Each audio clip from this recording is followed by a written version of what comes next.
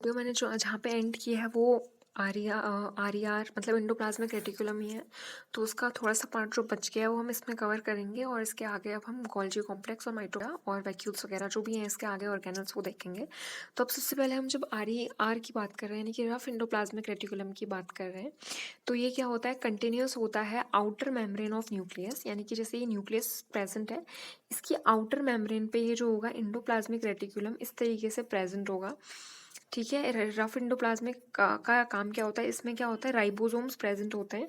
तो ये क्या करते हैं, प्रोटीन सिंथेसिस का काम करते हैं। ठीक है, अब जो एनिमल्स हैं, एनिमल्स में जो लिपिड मतलब जैसे स्टेरॉइड हार्मोन्स होते हैं, स्टेरॉइड हार्मोन्स क्या होते हैं, एंड्रोजन, ये सब जो होते हैं, ये एग्जांपल, और जो टेस्टिस और ओवरी से जो हार्मोन्स निकलते हैं वो सारे क्या होते हैं, स्टेरॉइडल हार्मोन्स होते हैं। तो ये सारे के सारे स्मूथ एंडोप्लाज्मिक रेटिकुलम में जो है वो बनते हैं। स्मूथ एंडोप्लाज्मिक रेटिकुलम वो होता है जिसमें राइबोसोम्स प्रेजेंट नहीं होते हैं। अब राइबोसोम्स क्या है वो मैंने इससे आगे वाली वीडियो में बनाया है, मतलब वो जो है वो उसके इससे आगे वाली वीडियो में कवर किया हुआ है, यानी इससे पहले वाली जो वीडियो है, तो आप उसको देख लो, मैं लिंक डिस्क्रिप्शन पे डाल दूंगी।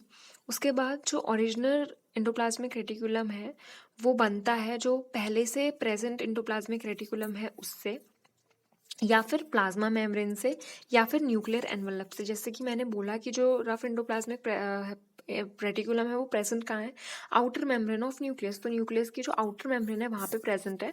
तो ये बनेगा भी कहाँ से, इन ये जो है इसके ओरिजिन के प्लेसेस हैं। ठीक है, उसके बाद जो हमारी स्ट्रेटेड मसल्स फाइबर्स होती हैं उसमें special kind of endoplasmic reticulum present होता है जिसको हम सार्कोप्लाज्मिक रेटिकुलम कहते हैं।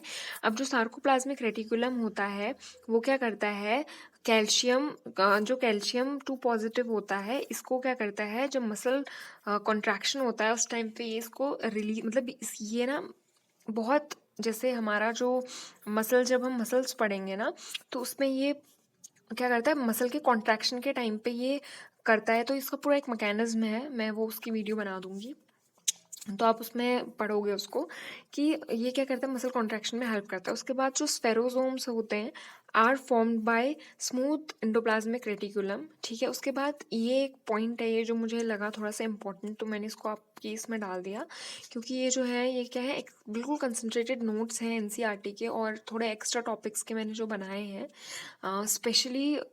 बहुत इंपॉर्टेंट पॉइंट्स, ये बहुत इंपॉर्टेंट पॉइंट्स हैं, ये क्वेश्चन इनसे बनते हैं। और सेल चैप्टर में तो ऐसा है कि वही क्वेश्चन मोस्टली टाइम रिपीट होते हैं और अलग अलग तरीके से वही आते हैं। तो अब ये क्या है, एंजाइम, यूटीपीजी एक एंजाइम है, इस लाइन को एज इट इज याद कर लेना। जो है वो क्या करता है, ये glycogen transferase is responsible for glycogenesis, this enzyme is not associated with ER. ये वाला एंजाइम एंडोप्लाज्मिक रेटिकुलम से एसोसिएटेड नहीं है। इट हैज़ बीन फाउंड, ये क्या है, ग्लाइकोजन के साथ बॉन्डेड हो। हमारा जो टॉपिक आ गया वो आ गया गोल्गी कॉम्प्लेक्स और गोल्गी अपैरेटस। तो कैमिलियो गोल्जी जो थे इन्होंने ऑब्जर्व किया था गोल्जी बॉडीज को। और पैलेट पार्टिकल्स क्या होते हैं, जल्दी से बताओ, राइबोसोम्स को कहते हैं। ठीक है, अब उसके बाद डिक्टायोसोम्स क्या होते हैं, ये प्लांट के लिए टर्म यूज हुआ है, इसका मतलब होता है single pile, a single Golgi stock. ठीक है, डिक्टायोसोम्स किस में होता है, प्लांट में होता है। तो अब जैसे मैंने बोला आपको क्वेश्चंस रिपीट होते हैं, अब वो ये ना दे करके ये दे देगा, तो यहाँ पे कंफ्यूज नहीं होना है। डिक्टायोसोम्स और लिपोकॉन्ड्रियन, ये वर्ड्स आपको याद होने चाहिए। लिपोकॉन्ड्रियन एनिमल्स में हम गोल्जी कॉम्प्लेक्स के लिए यूज करते हैं। ठीक है, उसके बाद जो इसका सिस फेस होता है वो रिसीविंग फेस होता है। जो इंडोप्लाज्मिक रेटिकुलम से जो भी प्रोटीन निकलता है, ठीक है, इंडोप्लाज्मिक रेटिकुलम से जो कि न्यूक्लियर मेम्ब्रेन के आउटर साइड पे प्रेजेंट है, उससे जो भी वेसिकल्स निकलते हैं वो सारे के सारे सिस फेस में गोल्जी कॉम्प्लेक्स के क्या होते हैं, रिसीव होते हैं। उसके बाद जो इसका ट्रांस फेस होता है इस तरीके से होता है गोल्जी कॉम्प्लेक्स। ठीक है, पीछे को क्या होगा, लंबा होगा। मैं एक बार अच्छे से एक्सप्लेन करती हूँ आपको। पीछे से क्या होगा ना, ये पीछे से ऐसे होगा ये, और आगे को कैसा होगा, इस तरीके से होगा। ठीक है, इस तरीके से होगा। तो अब ये क्या है, ये है पीछे वाला ट्रांसफेस। ट्रांसफेस क्या सॉरी, ये क्या है, सिसफेस। ये क्या कर रहा है, यहाँ से जो प्रोटीन आ रहा है इनको रिसीव कर रहा है। तो ये क्या होगा, बड़ा होता जाएगा। और ये क्या है, ये है ट्रांसफेज और यहाँ से क्या है प्रोटीन रिलीज होते जा रहा है, तो ये क्या होगा कम होते जाएगा। तो इस तरीके से ये होता है, ठीक है। सिस और ट्रांसफेस हो गया। ट्रांसफेस क्या है, सिक्रीटरी फेस है और ये प्रोड्यूस करता है जो नए वो हैं उनको बडिंग से। उसके बाद जो गोल्गी अपैरेटस है उसका बेसिक काम ही ये होता है पैकेजिंग का मटेरियल की, to be delivered either to intercellular target और सिक्रीटेड आउटसाइड द सेल। या तो उसको सेल के अंदर ही कहीं सिक्रीट करना है या फिर सेल से बाहर लेके जाना है। तो जो गोल्गी अपैरेटस का काम ही होता है पैकेजिंग का। उसके बाद a number of protein synthesis by ribosomes on the endoplasmic reticulum are modified in the cisternae of Golgi apparatus before they are release from its trans face. तो जो इंडोप्लाज्मिक रेटिकुलम जैसे कि उसमें क्या प्रेजेंट होता है, उसमें राइबोसोम्स प्रेजेंट होते हैं। तो वो क्या करते हैं, प्रोटीन सिंथेसिस करते हैं। तो अब उसमें से जो प्रोटीन्स निकलते हैं वो गोल्गी अपैरेटस में आते हैं और वहाँ से क्या होते हैं, मोडिफाइड होते हैं और मोडिफाइड होने के बाद रिलीज होते हैं उसकी ट्रांसफेज से, ठीक है। तो ये है। अब एक आगे माइटोकॉन्ड्रिया जब हम पढ़ेंगे ना तो वहाँ पे एक वर्ड आएगा किस वो भी इसी से मैचिंग है, ठीक है। अभी आप इसको याद रखना। तो ये क्या है, गोल्जी कॉम्प्लेक्स में क्या होता है, सिस्टर्नी होता है, ठीक है। इन क्वेश्चंस में इस टर्म में और जो अभी आगे माइटोकॉन्ड्रिया में आएगा उन इन दोनों टर्म्स में बहुत वो होता है कंसेप्ट। गोल्जी अपैरेटस में आ गए तो अब इसका ये क्या है, is the important site of formation of glycoprotein. जो गोल्गी अपैरेटस होती है वो एक इम्पॉर्टेंट साइट होती है ग्लाइकोप्रोटीन के फॉर्मेशन की। एंड ग्लाइकोलिपिड्स, यानी कि गोल्गी अपैरेटस में ग्लाइकोप्रोटीन और ग्लाइकोलिपिड्स जो होते हैं वो प्रोड्यूस होते हैं। अब इसमें सबसे पहले है लाइसोसोम्स। लाइसोसोम्स क्या है, the isolated lysosomal vesicles have been found to be very rich in almost all hydrolytic enzymes. अब ये जो लाइसोसोम्स होते हैं इनमें क्या होता है ना, हाइड्रोजन, मतलब कि ये एसिडिक नेचर का होता है बेसिकली। जब आप H+ एंजाइम देख रहे हो तो क्या होगा, एसिडिक होगा, ठीक है। अब इसमें क्या है, लिपेजेस, प्रोटीएजेस, कार्बोहाइड्रेस, ये सारे एंजाइम्स प्रेजेंट हैं। लाइसोसोम्स को हम सुसाइड बैग भी कहते हैं। इसको इसीलिए कहते हैं क्योंकि जैसे ये सेल है, अब इसमें लाइसोसोम्स प्रेजेंट है, ये क्या है, एसिडिक नेचर में। अब ये अगर फट गया तो ये क्या करेगा, सेल को क्या करेगा, पूरी सेल डैमेज हो जाएगी। तो ये इसको इसीलिए हम सुसाइडल बैग कहते हैं। जो एक्रोसोम होता है उसको जाइंट लाइसोसोम कहते हैं। अब एक्रोसोम जो हमारा मतलब जो ह्यूमन स्पर्म होता है उसके आगे पे जो एक्रोसोम प्रेजेंट होता है वो इस एंजाइम को कैरी करता है। तो क्या होता है, जब वो ओवम से फ्यूजन करने जाता है तो उसकी जो बाहर की जोना पैलेसिडा जो लेयर होती है उसको ब्रेक करने में ये काम करता है। तो एक्रोसोम को हम जाइंट लाइसोसोम कहते हैं, इंपॉर्टेंट पॉइंट है। उसके बाद एक डिजीज़ है जिसको क्रॉनिक मिलियॉइड ल्यूकीमिया कहते हैं। ये कैसे होती है, ये होती है partial deletion of 21st chromosome. तो जो 21st ह्यूमन का क्रोमोसोम होता है उसका पार्शियल डिलीशन हो जाता है इस लाइसोसोम की वजह से। अगर ये लाइसोसोम डिस्ट्रैक्ट हो गया उस टाइम, तो उस टाइम पे अगर ये जो है ये पार्शली डिलीट हो गया तो उसकी डिफिशियंसी से या उसकी कमी के कारण जो डिजीज़ होती है वो होती है क्रॉनिक मिलियॉइड ल्यूकीमिया, ठीक है। इसको याद रखना। उसके बाद जो लाइसोसोम्स होता है ये इनिशिएट करता है माइटोसिस की प्रोसेस को।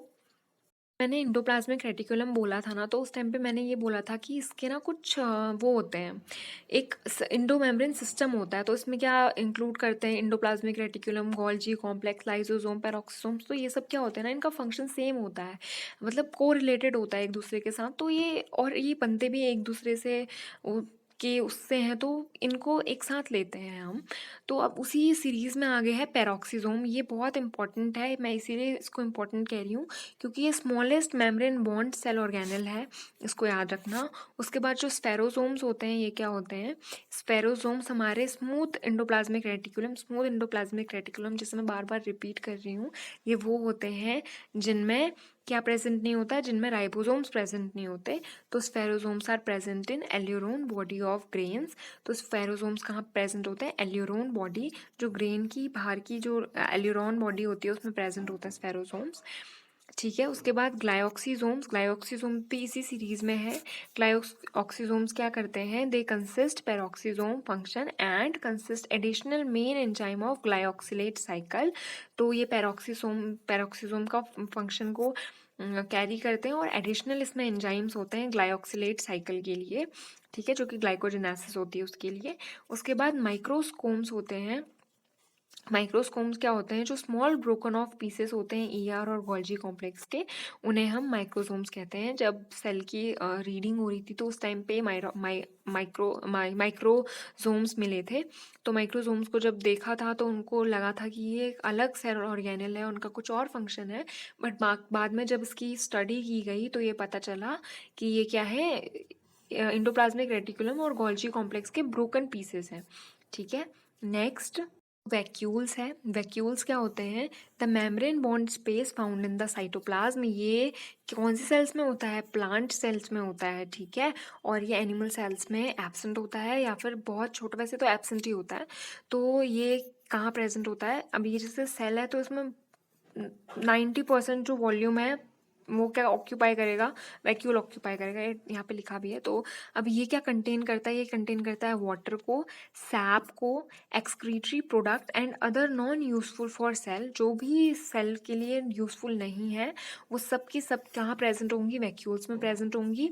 ये बहुत इंपॉर्टेंट पॉइंट है कि the vacuole is bound by a single membrane called tonoplast. ये क्वेश्चन बहुत बार आया है और आता भी है कि जो वैक्यूल्स है उसकी आउटर मोस्ट लेयर का क्या नाम है, उसकी जो सिंगल मेम्ब्रेन है उसका क्या नाम है। तो ये टोनोप्लास्ट है, और ये भी याद रखना कि ये सिंगल मेम्ब्रेन है। ठीक है, जैसे माइटोकॉन्ड्रिया होता है वो डबल मेम्ब्रेन होता है, वो आप आगे पढ़ोगे। पर ये क्या है, वैक्यूल क्या है, सिंगल मेम्ब्रेन है। ठीक है, तो इसकी जो लेयर होती है, मेम्ब्रेन होती है, उसको टोनोप्लास्ट कहते हैं। अब जो प्लांट सेल है उसमें वैक्यूल कितना ऑक्यूपाई करता है, 90% वॉल्यूम ऑक्यूपाई करता है। उसके बाद जो अमीबा होता है उसमें क्या होता है, कॉन्ट्रैक्टाइल वैक्यूल प्रेजेंट होता है जो कि एक्सक्रीशन का काम करता है। ठीक है, उसके बाद if in many cells as an protist food vacuoles are found by engulfing the food particle. तो अब जैसे प्रोटिस्टा वगैरह होता है ना, जैसे ये प्रोटिस्टा है तो ये क्या करेगा, जैसे ये प्रोटिस्टा है, इसके जो सेकंड यहाँ पे फूड प्रेजेंट है तो ये क्या करेगा, इस तरीके से यहाँ पे एक वैक्यूल बनाएगा। उसके बाद नेक्स्ट ये क्या करेगा, इसको ये जो स्यूडोपोडियाज होते हैं इनको फैलाएगा इस तरीके से, और इस ये जो फूड है इसको यहाँ लेगा। तो उसके बाद क्या करेगा, ये पूरा अपना स्यूडोपोडिया इस तरीके से वो कर देगा, बंद कर देगा, और फूड यहाँ अंदर आ जाएगा। तो ये क्या करेगा, इस तरीके से डाइजेशन करता है। तो इसको कहते हैं हम फूड वैक्यूल जो है यहाँ पे प्रेजेंट है। उसी तरीके से जो अमीबा होता है उसमें एक्सक्रीशन इस प्रोसेस से होता है। जैसे ये इसके अंदर प्रेजेंट कुछ है, ठीक है, इसको एक्सक्रीट करना है। तो ये इसके अंदर कुछ प्रेजेंट, इसको एक्सक्रीट करना है। तो अब ये क्या करेगा, अपने सूडोपोडियास को ऐसे करेगा और इसको यहाँ पे लाएगा, फिर इस तरीके से फूड ये बाहर निकाल के अपने स्यूडोपोडियास को इस तरीके से ले लेगा। तो ये है जो है, ये अमीबा में एक्सक्रीशन का, और प्रोटिस्टा में फूड वैक्यूल मतलब इनगल्फिंग का काम करते हैं। ठीक है, अभी जो माइटोकॉन्ड्रिया है बहुत इंपॉर्टेंट है। तो इसमें सबसे पहला पॉइंट हम ये देखते हैं कि जो एल्टमैन साइंटिस्ट हैं उन्होंने इसको बायोप्लास्ट टर्म दिया था माइटोकॉन्ड्रिया को। उसके बाद जो सी बेंडा है इन्होंने फिर इसको नेम किया माइटोकॉन्ड्रिया। तो ये क्वेश्चन भी आ सकता है कि जो बायोप्लास्ट नेम है माइटोकॉन्ड्रिया का वो कौन से साइंटिस्ट ने दिया था, तो आप इसको याद रखना, एल्टमैन। उसके बाद है the number of mitochondria per cell is variable depending on the physiological activity of the cell. जैसे कि हमें पता है mitochondria is the power house of cell. तो जिस सेल का ज़्यादा फंक्शन होगा उसमें ज़्यादा माइटोकॉन्ड्रिया प्रेजेंट होंगे, और जिस सेल में कम फंक्शन हो रहा होगा, कम वर्क होगा, उसमें क्या होंगे, लेस माइटोकॉन्ड्रिया प्रेजेंट होंगे, क्योंकि उसको लेस एनर्जी की ज़रूरत पड़ेगी। उसके बाद जो उसका फोर्थ पॉइंट है वो ये है कि जो माइटोकॉन्ड्रिया होता है वो सॉसेज शेप का होता है, या फिर इसको हम सिलेंड्रिकल शेप भी कहते हैं, सिलेंडर शेप का होगा। ठीक है, और क्या होगा इसमें, इसका जो डायमीटर है वो 0.221 माइक्रोमीटर का होगा, जिसको हम एवरेज 0.5 लेते हैं, और इसका जो लेंथ होता है वो 1.124 ल्यून होता है। उसके बाद it is distinguish into outer compartments and inner compartments. जब हम इस ये लेते हैं ना, इस तरीके से होता है माइटोकॉन्ड्रिया, इसकी ये ऐसे होती हैं। ठीक है, तो दो लेयर्स होती हैं इसकी, एक इनर होता है, एक आउटर होता है। The inner compartments is called matrix. अब ये वाला जो पार्ट है इसको हम क्या कहेंगे, इसको हम मैट्रिक्स कहते हैं। ठीक है, मैट्रिक्स हो गया ये। उसके बाद जो inner membrane forms a number of infolding called cristae towards matrix. अब मैंने जब मैं गोल्जी एपरेटस पढ़ा रही थी आपको, तब मैंने आपको बोला था कि एक टर्म याद रखना, वो क्या था, वो था सिस्टर्नी। और यहाँ पे क्या आया, क्रिस्टिया। तो ये दोनों टर्म्स में बहुत कन्फ्यूजन होता है, कंफ्यूज हो जाते हैं कि क्रिस्टिया किस में था और सिस्टर्नी किस में था। तो आप इसको ऐसे याद रख सकते हो कि जैसे हम गोल्गी कहते हैं तो इसमें आई आ रहा है, तो स्टर्नी इस तरीके से आप याद रख लो। और ये आर है, माइट्रोकॉन्ड्रिया, तो इसमें आर जो है ये ज़्यादा इम्पैक्ट डाल रहा है, तो इसमें देख लो आर आ रहा है, ठीक है, इसमें नहीं आ रहा आर, तो इसमें आर है, इसमें है आर, इसमें आर नहीं है, इसमें भी आर नहीं, मतलब इसमें आर है बट आगे पे नहीं है, ठीक है। तो ये हो गया। अब ये इनफोल्डिंग ये होते हैं। अब जो क्रिस्टिया होते हैं ना, इनका फंक्शन क्या होता है, ये है जैसे, अब ये प्लेन है तो इसका क्या है, सरफेस कम है। अब अगर मुझे इसका सरफेस बढ़ाना है तो मैंने अगर इसको ऐसे करके कर दिया तो इसका सरफेस बढ़ जाएगा, है ना। तो इसका काम ही ये होता है कि ये क्या करती है, सरफेस को इंक्रीज करती है। अब वो क्यों करती है वो अब आगे देखते हैं। अब हमें जैसे पता है जो माइटोकॉन्ड्रिया होता है वो क्या होता है, पावर हाउस ऑफ सेल होता है। अब पावर हाउस है तो वहाँ पे क्या होगा, कुछ प्रोसेस ऐसी होंगी जिससे एनर्जी रिलीज होगी, तभी तो वो पावर हाउस ऑफ सेल है। तो अब ये क्या है, माइटोकॉन्ड्रिया क्या है, एरोबिक रेस्पिरेशन की साइट होती है। They produce cellular energy in the form of ATP. इसमें एनर्जी प्रोड्यूस होती है एटीपी की फॉर्म में, जैसे मैं आगे से कह रही हूँ, इसको पावर हाउस ऑफ सेल कहते हैं। उसके बाद the matrix also possesses single circular DNA molecule. अब ये क्वेश्चन आता है कि जो माइटोकॉन्ड्रिया है ये प्रिमिटिव, मतलब कौन सा ऐसा सेल ऑर्गेनल है जो प्रिमिटिव बिहेवियर शो करता है, प्रिमिटिवनेस जिसमें शो होती है, तो वो माइटोकॉन्ड्रिया है, because it has single circular DNA. और जो हमारा ह्यूमंस का डीएनए होता है मोस्टली टाइम वो कैसा होता है, डबल स्टैंडर्ड होता है। तो इसमें क्या है, सिंगल सर्कुलेटरी डीएनए है। ये सिंगल सर्कुलेटरी डीएनए प्रेजेंट होता है बैक्टीरियाज में, मतलब जो प्रोकैरियोट्स होते हैं उनमें, ठीक है। अब फ्यू आरएनए मॉलिक्यूल, इसमें कुछ आरएनए के मॉलिक्यूल्स होते हैं, राइबोसोम्स प्रेजेंट होते हैं, जैसे मैंने आगे राइबोसोम में भी बताया था राइबोसोम कहाँ कहाँ पे प्रेजेंट होते हैं। तो वो साइटोप्लाज्म में प्रेजेंट होते हैं, endoplasmic reticulum, rough endoplasmic reticulum में प्रेजेंट होते हैं, और माइटोकॉन्ड्रिया में भी प्रेजेंट होते हैं। और कंपोनेंट्स, और ये भी कैसा है, ये प्रोकैरियोटिक काइंड ऑफ राइबोसोम है 70S, ठीक है। Component required for synthesis of protein, मतलब प्रोटीन सिंथेसिस होती है इसमें। जो माइटोकॉन्ड्रिया है वो फ्यूजन से डिवाइड होते हैं, मतलब जैसे ये माइटोकॉन्ड्रिया है तो इसका फ्यूजन होगा, यानी कि 2 पार्ट्स में डिवाइड होगा, ठीक है। तो इस तरीके से माइटोकॉन्ड्रिया का क्या होता है, डिवीजन होता है। उसके बाद जो आउटर मेम्ब्रेन है वो परमिएबल होती है because of presence of integral protein, जिनको हम पोरेंस कहते हैं। ये टर्म सेल मेम्ब्रेन में आ गया है।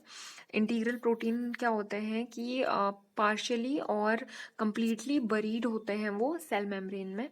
तो ये इंटीग्रल प्रोटीन की वजह से क्या होता है, जैसे ये सेल मेम्ब्रेन है तो सॉरी ये जैसे ये सेल मेम्ब्रेन है, अब यहाँ पे इंटीग्रल प्रोटीन है और यहाँ पे भी इंटीग्रल प्रोटीन है, और ये सेल मेम्ब्रेन है, तो ये क्या हो गया, यहाँ पे पोरेंस बन गए, पूरा स्पेस क्या हो गया, इसमें आराम से अंदर आ सकते हैं मॉलिक्यूल्स वगैरह। तो ये इंटीग्रल प्रोटीन की वजह से ये है। उसके बाद जो क्रैब साइकिल होती है हमारी, जिससे एडीपी फॉर्म होती है, वो मैट्रिक्स में होती है माइटोकॉन्ड्रिया के। याद रखना मैट्रिक्स कहाँ होती है, अंदर की साइड को हम मैट्रिक्स कहते हैं। जो इलेक्ट्रॉन ट्रांसपोर्ट सिस्टम होता है वो कहाँ पे होता है, वो इनर मेम्ब्रेन ऑफ माइटोकॉन्ड्रिया होता है।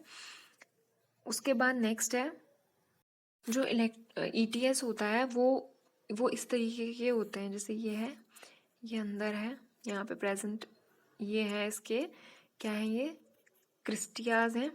तो यहाँ पे प्रेजेंट, इसको अगर मैं लूँ ऐसे, तो ये इस तरीके से प्रेजेंट होता है, 1 2 3 4 5 करके प्रेजेंट होते हैं। तो हमारा जो काम है, हमारा जो मतलब का है, वो एक कॉम्प्लेक्स 5 है, जहाँ पे एटीपीज एंजाइम प्रेजेंट होता है। जो कॉम्प्लेक्स 5 होता है, इसका जो हेड है ये है F1, और ये क्या होता है, ये बेस होता है स्टॉक, इसको हम F0 कहते हैं। तो जो एटीपीएस एंजाइम है ये प्रेजेंट होता है ऊपर हेड में ऑफ कॉम्प्लेक्स 5। उसके बाद succinic dehydrogenase enzyme of Krebs cycle is found attach to inner surface of mitochondria. ये क्वेश्चन आता है कि जो सक्सेनिक डिहाइड्रोजनेस एंजाइम है क्रैब साइकिल का, वो कहाँ पे प्रेजेंट होता है। तो ऑप्शंस आएंगे इनर माइटोकॉन्ड्रिया, आउटर माइटोकॉन्ड्रिया, तो ये याद रखना ये इनर सरफेस में फाउंड होता है। उसके बाद जो प्रोकैरियोटिक सेल्यूलर डीएनए होता है वो प्रेजेंट होता है माइटोकॉन्ड्रिया के मैट्रिक्स में। मैट्रिक्स मतलब कि अंदर की साइड पे जो प्रेजेंट है उसको मैट्रिक्स कहते हैं, तो वहाँ पे प्रेजेंट होता है प्रोकैरियोटिक सर्कुलर डीएनए। उसके बाद जैसे कि अभी मैं सर्कुलर डीएनए की बात कर ही रही थी, तो मुझे लगा कि मैं इसको थोड़ा इंक्लूड कर लूँ इस वीडियो में। काइनेटोप्लास्ट करके एक टर्म होता है, इसका मतलब होता है नेटवर्क ऑफ सर्कुलर डीएनए, ठीक है। ये फाउंड होता है ट्रिपैनोसोमा, जो कि अफ्रीकन स्लीपिंग सिकनेस करते हैं, उनमें ये काइनेटोप्लास्ट प्रेजेंट होता है। अब हमारा जो नेक्स्ट टॉपिक है वो है प्लास्टिड। अब मैंने आगे पे आपको बताया था पेरोक्सीजोम्स, वो क्या थी, स्मॉलेस्ट सेल ऑर्गेनल थी। जो लार्जेस्ट सेल ऑर्गेनल होती है वो क्या होती है, प्लास्टिड होती है।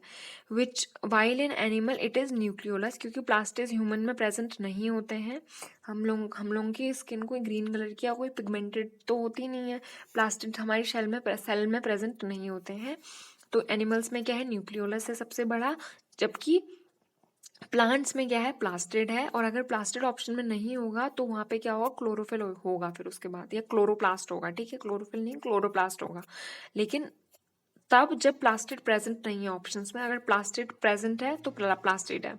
जो प्लास्टिड है वो कहाँ फाउंड होते हैं, प्लांट सेल में। और यूग्लिनॉइड्स का जो न्यूट्रिशन का मोड होता है वो मिक्सोट्रॉपिक होता है। ये इंपॉर्टेंट है, मैं इसकी नेक्स्ट अलग से वीडियो बना दूंगी, ये पूरा एक वो है, ग्रुप है। तो से हम माइटोकॉन्ड्रिया पढ़ रहे हैं, तो हम प्लास्टिड में आ गए हैं। तो प्लास्टिड में क्लोरोप्लास्ट ऑब्वियसली प्लास्टिड में प्रेजेंट होता है। तो जो शिम्पर थे उन्होंने कॉइन किया था, ये यहाँ पे एन है, कॉइन किया था टर्म क्लोरोप्लास्ट। जो क्लोरोप्लास्ट होता है वो ग्रीन प्लांट्स में फाउंड होता है, मीजोफिल सेल्स में, लीव्स की। उसके बाद chloroplast are double membranous bound. इससे पहले वैक्यूल क्या था, सिंगल मेम्ब्रेनस था। ये सब याद करना कि क्लोरोप्लास्ट क्या है, डबल मेम्ब्रेन है। माइटोकॉन्ड्रिया भी डबल मेम्ब्रेन होता है, ठीक है। उसके बाद जो स्पेस होता है इनर मेम्ब्रेन में वो क्लोरोप्लास्ट का, उसको हम क्या कहते हैं, स्टोमा कहते हैं। जो नंबर है उसके फ्लैटेंड मेम्ब्रेनस स्टॉल्स इस तरीके के सेल में प्रेजेंट होते हैं, इस तरीके के जैसे ये है, तो ऐसे प्रेजेंट होंगे। इनको हम क्या कहते हैं, थैलाकॉइड्स कहते हैं, ठीक है। ये पाइल्स ऑफ कॉइन्स की तरह अटैच होते हैं, ठीक है, कॉइन्स की तरह अटैच होते हैं। और the integral thylakoid, the membrane of the thylakoid encloses a space called lumen. The stroma of the chloroplast contain enzyme required for the synthesis of carbohydrate and protein. जो स्ट्रोमा होता है वो क्या करता है, एंजाइम्स को कंटेन करता है जो कि कार्बोहाइड्रेट और प्रोटीन सिंथेसिस के लिए रिक्वायर होते हैं। It contain small double standard circular DNA molecule and ribosomes. तो राइबोसोम्स कहाँ है, क्लोरोप्लास्ट में भी प्रेजेंट है। और इसमें जो डीएनए है वो कैसा है, डबल स्टैंडर्ड सर्कुलर डीएनए, ये भी कैसा है, प्रिमिटिव काइंड ऑफ प्रेजेंट है। तो क्लोरोप्लास्ट और माइटोकॉन्ड्रिया जो है वो प्रिमिटिव जो नेचर शो करते हैं because of present of double standard circular DNA. अब जो क्लोरोफिल पिगमेंट है वो थैलाकॉइड में प्रेजेंट होता है। ये कंफ्यूजिंग है, इसको अच्छे से ध्यान रखना। इसमें अगर स्टोमा आ जाएगा तो फिर आप कंफ्यूज हो जाओगे। तो क्लोरोफिल पिगमेंट कहाँ प्रेजेंट होता है, थैलाकॉइड में। जो राइबोसोम्स होते हैं, ribosomes of chloroplast are smaller than cytoplasmic ribosomes. जो राइबोसोम्स साइटोप्लाज्म में प्रेजेंट होते हैं और इन कंपैरिजन टू जो क्लोरोप्लास्ट में प्रेजेंट होते हैं, तो क्लोरोप्लास्ट के राइबोसोम्स कैसे होते हैं, स्मॉलर होते हैं। अब जो प्लास्टिड्स हैं, अब इनको हमने दो पार्ट्स में डिवाइड कर दिया। एक होता है ल्यूकोप्लास्ट और एक होता है क्रोमोप्लास्ट। क्रोमोप्लास्ट क्या है, डिवाइड हो रहा है क्लोरोप्लास्ट, फियोप्लास्ट और रोडोप्लास्ट में। और ल्यूकोप्लास्ट किस में डिवाइड हो रहा है, अमाइलोप्लास्ट, इलियोप्लास्ट और एल्यूरोप्लास्ट, ठीक है। अमाइलोप्लास्ट स्टोर कार्बोहाइड्रेट, इलियोप्लास्ट, ये नीट में क्वेश्चन आया भी हुआ है और वहाँ पे कंफ्यूज हो जाते हैं बच्चे, क्योंकि उन्होंने अच्छे से रिवीजन नहीं किया होता है। ये एनसीईआरटी का है तो उसको याद कर लेना। अमाइलोप्लास्ट मतलब carbohydrate, stores carbohydrate. Elaioplast stores oil and fats, aleuroplast store protein. उसके बाद जो क्रोमोप्लास्ट होता है वो क्या करता है, कंटेन क्लोरोप्लास्ट, फियोप्लास्ट और रोडोप्लास्ट। ये रेड कलर के लिए रिस्पॉन्सिबल होता है। ये कैसे कलर के लिए रिस्पॉन्सिबल होता है, ब्राउन। और ये क्या है, इसमें कैरोटीन और जिंथोफिल्स प्रेजेंट है, क्लोरोफिल एंड कैरोटीन एंड जिंथोफिल। तो ये क्या है, ग्रीन कलर का होता है। और ये क्या होते हैं, कलरलेस होते हैं, ओके।